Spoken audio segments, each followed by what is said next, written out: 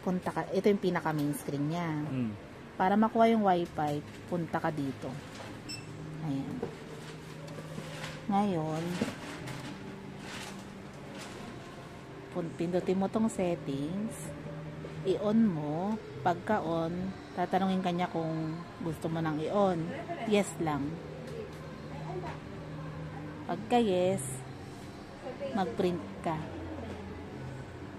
Print guide. May lalabas siya.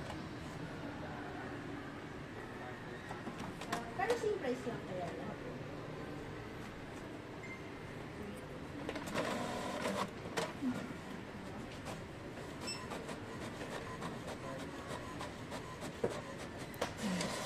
Ayan.